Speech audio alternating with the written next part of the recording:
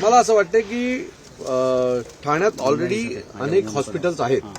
आज आमच्या ठाण्यातलं civil hospital खूप मोठ्या प्रमाणात बनवण्याचं काम सुरू आहे. ठाण्यात कळवा हॉस्पिटल आहे. आता जैन ट्रस्टला देखील एक आपली ठाण्यातली जो कोविडचं आमचं जे कोविड सेंटर होतं ते ठाण्यातल्या जैन ट्रस्टला दिलेलं आहे. अशा अनेक गोष्टी असून सतत एकाच प्रकारचा उपक्रम करण्यात काय कोणत्या प्रकारचं काम करतात काय कळत नाही. आता हे जर तुम्ही झाड पाहाल तर हे अतिशय युनिक झाड आहे आणि या झाडाच्या इथे ठाणे महानगरपालिकेने एक नोटीस लावली आणि त्या नोटिसीत असं म्हटलेलं आहे की जर हे झाड बाधित होतं, हे तोडायचं असेल आणि कोणाला ऑब्जेक्शन घ्यायचं असेल तर 7 दिवसाच्या आत ऑब्जेक्शन घ्या. आज आम्हाला कळलं एवढ्या आतमध्ये एवढ्या मोठ्या प्रमाणात हे चालू आहे. याच्या तुम्ही जाहिराती का नाही काढल्यात? याच्या तुम्ही पेपर नोटीस का नाही दिल्यात? एवढे जर महत्वाची झाडं आणि मला असं वाटतं इथली अनेक झाडं ही दुर्मिळ प्रकारची झाडं आहेत.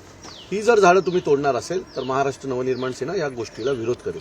खरं तर हा इथला जो प्लॅनिंग आहे ना तो इथल्या राजकीय नेत्यांचा ही मेंटल हॉस्पिटलची जी जमीन आहे ती हडपण्याचा आहे. याच्या बाबतीमध्ये अनेक लोक काही वर्षापूर्वी कोर्टात देखील गेले होते, परंतु त्यांच्याकडे उत्तम दर्जाचे वकील देता न आल्यामुळे तो निर्णय एकतर्फी लागला.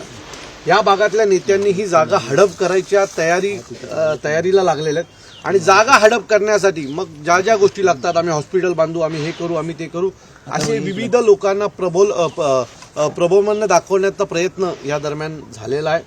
मी पुन्हा सांगतो की मी ठाण्यातल्या सर्व पर्यावरण प्रेमींना विनंती करीन की आपण सगळे ठाणे मुंबई या भागातल्या सर्व पर्यावरण प्रेमींना विनंती करीन की इथे काहीतरी चुकीचं घडतंय.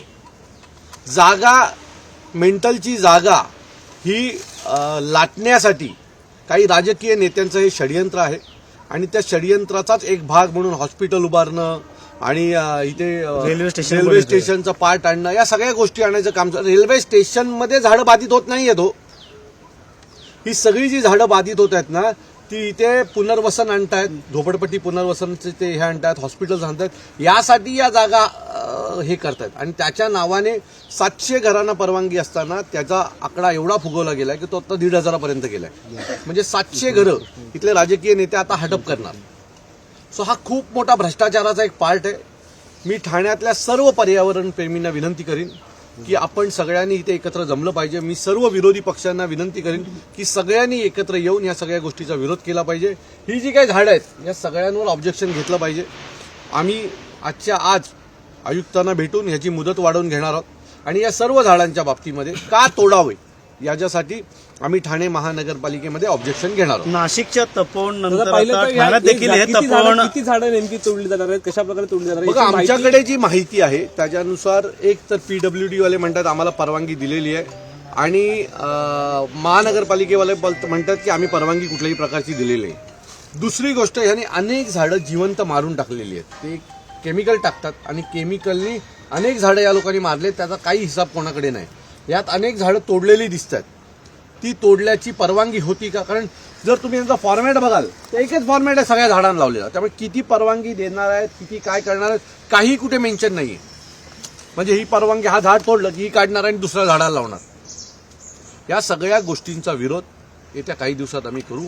वेळ पडल्यास सन्माननीय राजसाहेबांना ही जागा दाखवायला मी घेऊन येईन, परंतु याच्या पुढे अंधाधुंद कारभार आम्ही करू देणार नाही. नाशिकच्या तपोवन नंतर कुठेतरी ठाण्यात देखील तपोवन होण्याची शक्यता मी तुम्हाला पुढे सांगतो. ही झाडं बघितली हेरिटेज झाडं काही म्हणतात. तुम्ही जर ही झाडं बघितलं एक एक झाडाचा मूळ, त्याचा जर घेर बघाल तर 3-3, 4-4 फुटाचा एका झाडाचा घेर आहे.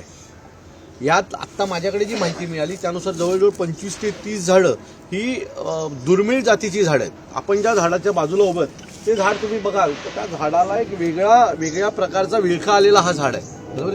सो या सगळ्या गोष्टी जर आपण पाहिल्यात तर मला असं वाटतंय की हा भ्रष्टाचार जागेचा आहे आणि त्या जागेचा भ्रष्टाचार करण्यासाठी इथल्या राजकीय नेत्यांनी इथल्या झाडांचा बळी द्यायचं ठरवलेलं आहे.